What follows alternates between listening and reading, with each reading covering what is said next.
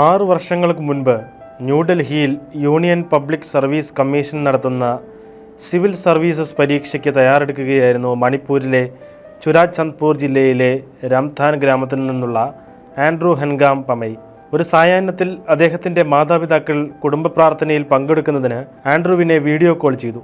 പ്രാർത്ഥനയ്ക്കിടെ അദ്ദേഹത്തിൻ്റെ അച്ഛൻ ഇംഗ്ലീഷ് ബൈബിളിൽ നിന്ന് പ്രഭാഷകൻ്റെ പുസ്തകത്തിലെ ഒരു ഭാഗം വായിച്ചു.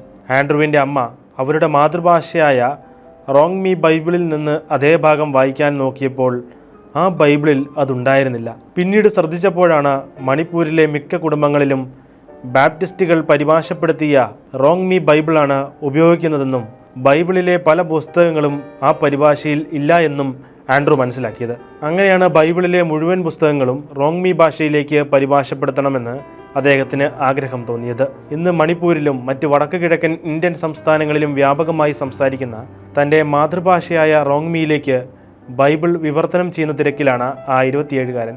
ഇതിനിടെ സിവിൽ സർവീസസ് പഠനം ഉപേക്ഷിച്ച ആൻഡ്രൂ ഡൽഹിയിലെ ജെസ്യൂട്ട് മാനേജ്മെൻറ്റിൻ്റെ കീഴിലുള്ള വിദ്യജ്യോതി കോളേജ് ഓഫ് തിയോളജി നടത്തിയ വിദൂര വിദ്യാഭ്യാസ പരിപാടിയിലൂടെ ദൈവശാസ്ത്രത്തിൽ മികച്ച വിജയം നേടുകയും ചെയ്തു. 2020 കോവിഡ് സമയത്ത് ഇംഫാൽ അതിരൂപതയിലെ ഫാദർ നിങ്മെയ് തോമസ് ബൈബിളിലെ ചില പുസ്തകങ്ങൾ വിവർത്തനം ചെയ്യാൻ ആൻഡ്രൂവിനെ ഏൽപ്പിച്ചു. അങ്ങനെ വെളിപാടിൻ്റെ പുസ്തകം റോങ് മീ ഭാഷയിലേക്ക് അദ്ദേഹം വിവർത്തനം ചെയ്തു.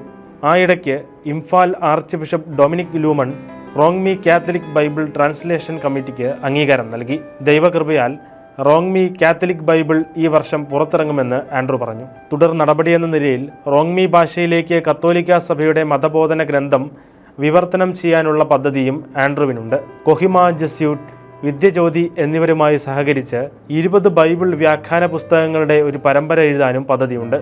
വ്യാഖ്യാന പരമ്പര പൂർത്തിയാക്കിയ ശേഷം റോങ് മീ ഭാഷയിൽ സിസ്റ്റമാറ്റിക് തിയോളജിയെക്കുറിച്ച് പുസ്തകങ്ങൾ എഴുതാനും ആൻഡ്രൂ ലക്ഷ്യമിടുന്നു.